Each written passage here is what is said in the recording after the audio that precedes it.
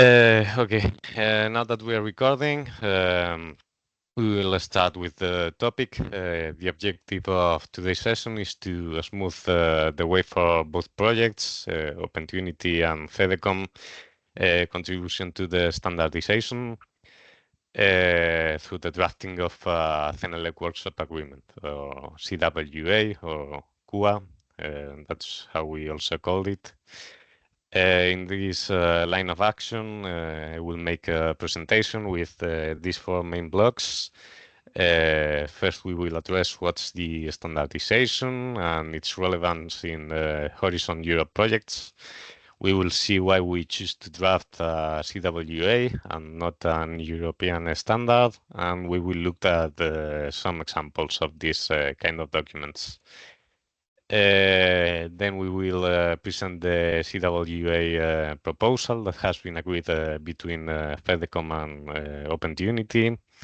Also, Sia from FEDECOM and Alvaro from OPENTUNITY will explain to us some of the technical details of this proposal. In third place, we will take a look at the CWA development process. And finally, we will talk about the next steps regarding this document. Okay, so we will begin with a short reminder of what's the standardization and how is it important in Horizon Europe projects.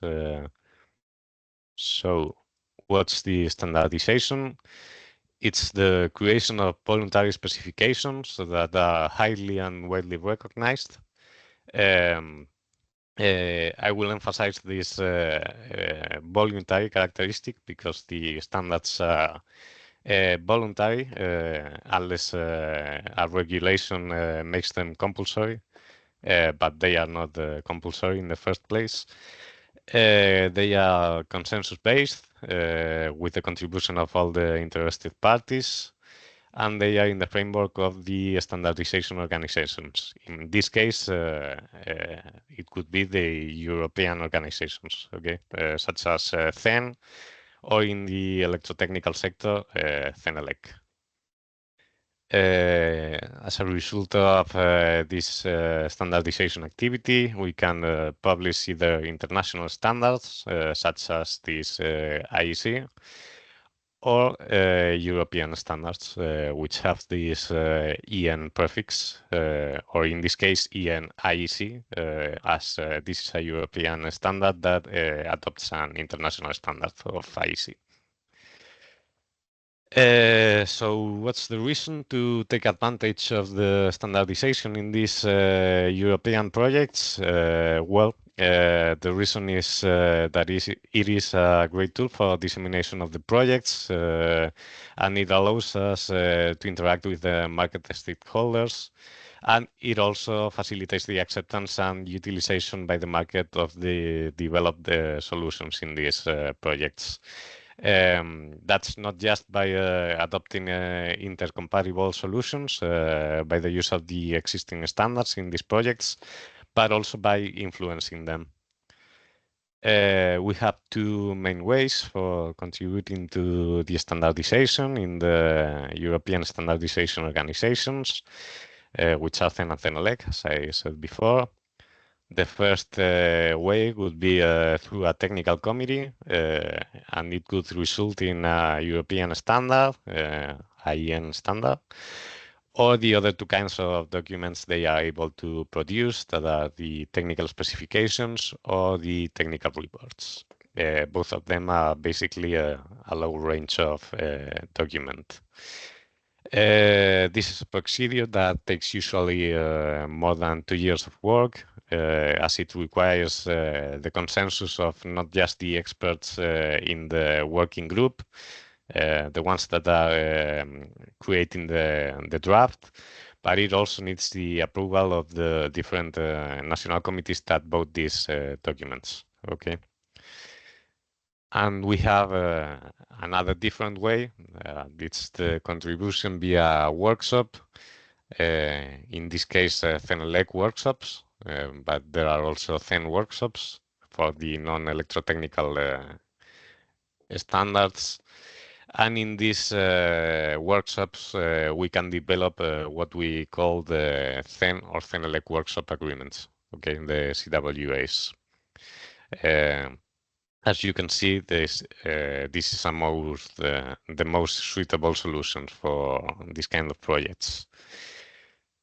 In the case of this kind of documents, the CWA, the consensus is limited to the organizations involved.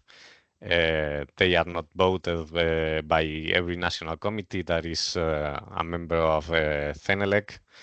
And after 3 years, these documents shall be reviewed, resulting in a new edition with changes for a maximum of 3 years, or the confirmation of the document, again for 3 more years, as much, or its withdrawal if it's not longer relevant for the sector, or the upgrade to a European standard if it's relevant for the technical committee involved.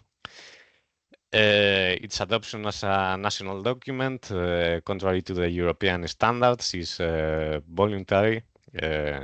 All the European standards must be adopted as national standards. In the case of CWAs, it's not necessary. Okay. So in summary, a CWA is a document agreed by all the participants of a CENELEC workshop, which is commonly composed by all the European Union project partners. And these documents can later be converted in a CENELEC standard. We can find some examples of these CWAs in the CWA download area in the CEN and CENELEC website, as some of them are publicly available documents. Okay, you can make them public through a previous payment to CENELEC. So, well, the link to this website is on the presentation that I will share with all of you. And I'd like to show you some examples of these CWAs where we participated from UNE, just to show you how they look like. As I said, you can download any of them if you want to take a look. So I will share in a minute one of these documents. Okay, so, well, this is what the CWA looks like. First, we have a cover with the title of the document. In this case, user-centric charging infrastructure for electric vehicles, guidelines for operators to implement advanced smart charging and management strategies. Also, we have the given code for the CWA. This is something that CENELEC will give to us.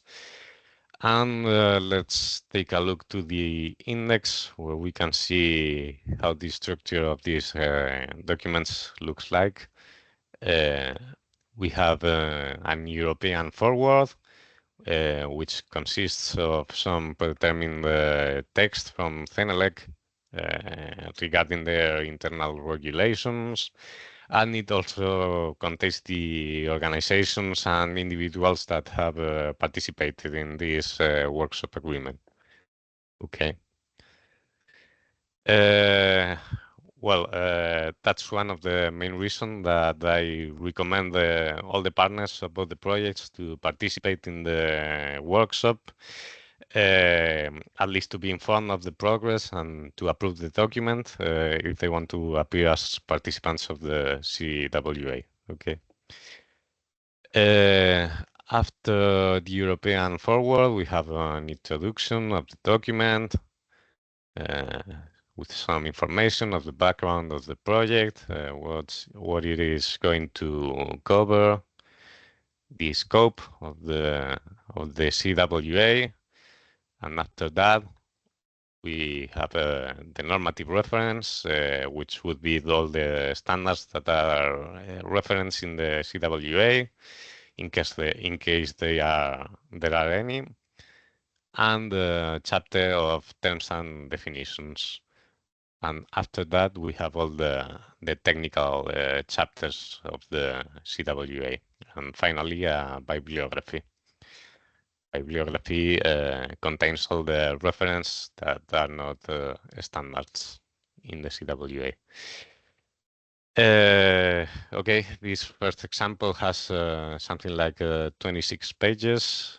We have another example, but well, you'll see that it also looks like the other one. It has almost the same structure: an European forward, an introduction, the scope, normative reference, terms and definitions, and after that, all the technical part of the document, and finally, bibliography. This is a little more extensive document, but it's more or less the same kind of structure. Okay, so as I said, if you have some interest in this kind of documents, you want to check out how they are more profoundly, you can download them in this link. Okay, so now that we have take a look to these documents, we will go into the details of the specific CWA proposal. Checking for some background at this proposal, UNE was contacted by FEDECOM for making a contribution to the standardization. And we identified some related topics between FEDECOM and OPENTUNITY projects. We also identified that we had some common partners as AEM, Hive, and SUBSI. And we suggested some collaboration between both projects after checking these points. So after some consideration, it was proposed to develop a common CWA regarding the impact of P2P trading at the distribution grid level. And in this proposal, the idea is that FEDECOM can provide a strong contribution with the P2P trading solution and the forecast of production and consumption. And in the other hand, OPENTUNITY can be responsible for the analysis of the impact on the distribution grid. So now, if you wish, Sia, I will give you the floor to continue with the more technical explanation of the FEDECOM part. Okay, thank you, Iker. Can you hear me? Yeah, of course. Thank you very much. Good morning, everybody. Thanks for joining today. So first, I just wanted to quickly shout out everyone who's joining us today who made this possible. Firstly, Mark from the Horizon Standardization Booster, who introduced me to OPENTUNITY. I was using the service through for FEDECOM. And also on the call today are Esti and Gorka from Veolia, who coordinate FEDECOM, and Anna from Grid Singularity, who is the lead technology developer for the FEDECOM platform. So FEDECOM is a Horizon Europe project, innovation action running from 2022 to 2026, but likely 2027. And our pilots are in Spain, Switzerland, and Belgium, which have diverse regulation frameworks, a big part of FEDECOM. And so our core objectives are to enable interoperable data-driven coordination between energy communities, which involves deploying federated data architectures and market-based mechanisms to facilitate local energy trading and flexibility exchanges. So our key innovations are related to dynamic pricing and tariff schemes, cross-sectoral integration, especially electricity and heat, federated marketplaces, and blockchain-enabled peer-to-peer and peer-to-market trading. So the next slide, please. So for this CWA, which as Iker mentioned is called Impact of P2P Trading at Distribution Grid Level, we aim to complement OPENTUNITY's work as with an upstream perspective. We model and simulate dispatch logic, coordination between communities and market participation strategies. And our contribution will include use case templates and test scenarios that will serve as input for the CWA. And we also bring validation insights from both lab simulations and real world pilot deployments, with our major strength being semantic interoperability layer that ensures standardized data exchange between system and actors. So technically, FEDECOM addresses various market models such as peer-to-peer, peer-to-pool, dynamic pricing, and 24-hour forecasting of distributed energy resources, federated architectures for coordinating market actors across communities, and KPIs to assess flexibility, import and export shifts, and local self-consumption. Next slide, please. So for a closer look at the two core technical tools from FEDECOM that feed directly into the CWA, the first is the Grid Singularity Decentralized Energy Exchange, or DEX, which is a blockchain-based decentralized marketplace that enables transparent peer-to-peer and peer-to-pool trading with embedded measurement and verification mechanisms. The other one is DISPASET, which is an adapted version of the open source unit commitment simulator. We've extended it for tariff responsiveness and flexibility. So those two engines allow us to model distribution level market activity and feed quantitative results into the KPIs used for assessing grid impact. So this means that the CWA can be grounded in both real and simulated data from tested market operations and not just theory. Finally, let's look at why this matters from FEDECOM's perspective. So first, it allows a harmonized evaluation framework, helping different EU projects assess the grid impact of peer-to-peer trading in a consistent way. Second, we can replicate test scenarios across different pilots and contexts using the modular simulation tools and templates. And third, it offers practical guidance for DSOs and regulators on how to safely integrate distributed trading schemes. And finally, it supports a scalable data governance model compatible with Gaia X and IDSA frameworks, which is key for long-term interoperability in Europe. So in short, FEDECOM's tools and scenarios bring the upstream market logic, while OPENTUNITY offers the downstream grid observability. So this CWA aims to be the bridge between those two aspects. And that's it for me. Okay, thank you very much, Sia. Now, if Alvaro might tell us something about the OPENTUNITY, the most technical part, please.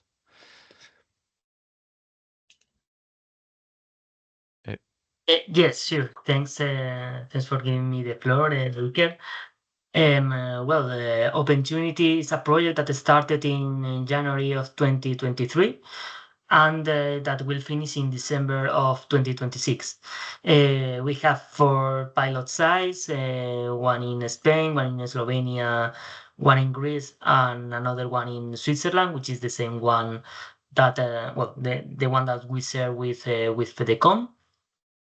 And well, in the case of OPENTUNITY, our focus is to support different energy actors, such as grid operators, small and medium prosumers, and other type of market players, and provide them with new technologies, well, to increase the flexibility in prosumer environments and to facilitate the operation of the different distribution grids at medium voltage, but also at low voltage levels. As keywords that we can say, well, is to increase self-consumption, to analyze energy injection, leverage flexibility markets, provide grid maintenance, facilitate grid operation, grid planning, etc. And regarding our contribution to this workshop agreement, well, what Opportunity may cover is, well, we have a topology converter to integrate different topologies in an easy manner, mainly thinking in medium voltage and low voltage grid. Also, we have developed a state estimation that runs in low voltage grids. Also, we are able to forecast the distributed energy injection with 1 hour ahead. And we also have some forecasting models that are able to identify problems in the network during peak distribution generation periods. And also we are able to detect these problems in the transient state, not just in a steady state.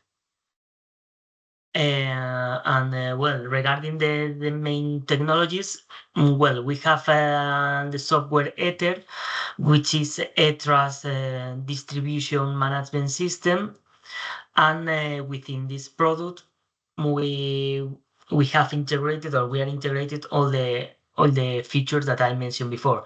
I mean, apart from normal or traditional features of this kind of softwares, like monitoring, alarms, or maintenance report. We are also able to include this new state estimation and the analysis of the impact of distributed energy resources. And what are the benefits of opportunities of being here, apart of contributing to the workshop agreement? We think that we could have better knowledge in order to evaluate the peer-to-peer behavior for better short-term predictions of this impact in the grid. Also to have replicable test scenarios based on field data and simulations in the same way as FEDECOM, and also to be able to provide better guidance for DSOs and regulators when it's time to integrate more distributed resources and start to utilize in a more wider scope peer-to-peer trading. And I think that's it from my side. Thanks. Okay, thank you very much, Sia and Alvaro, for your presentation. So we will continue with the third part of the session, which is the CWA development process. This procedure is described in the CEN and CENELEC Guide 29, which we can see over there. It is also available for free in the CEN and CENELEC website. It's also linked in the presentation. And it involves the completion of a workshop description form and the submission to the CENELEC Management Center, which is the CCMC, and the related standardization technical committees in CENELEC. This first step is already done a few weeks ago. And after that, we have 45 days when the CWA proposal will be accepted. If the technical committee 8X of CENELEC, which is the one who covers the scope of this CWA, agrees and accepts this proposal. After these 45 days, if it's approved, the workshop will be announced in the CENELEC website, And there will be an open commenting period in which any other organization or entity could ask to join the workshop. As I said, this is an open activity, so if any other entity wants to join, they can. That's another reason why it is important to have a good representation of both the projects. So we need it for having a strong position in the workshop. And after that, we will have a kickoff meeting that has been proposed on October the 21st. And after it, we will have around 4 workshop meetings. They will be virtual. They will be probably around 4, but there could be more meetings or less, depending on how the works are going. And when we have a final draft, we will have a draft commenting period. And after that, if it's finally approved, we will proceed to the CWA publication, which is foreseen more or less at August 2026. So we wish it should be enough for both of the projects' lifetime. As I said before, we will have a month after the workshop announcement for the stakeholders to declare their intention to participate in the workshop. In this moment, also the partners of both FEDECOM and OPENTUNITY that want to join can make a solicitude for joining. Okay. And finally, we will address the next steps for the CWA. As I said before, we have to send the description form of the workshop that has been already done. And we're waiting now for the technical committee's response with what should take until August of 2025.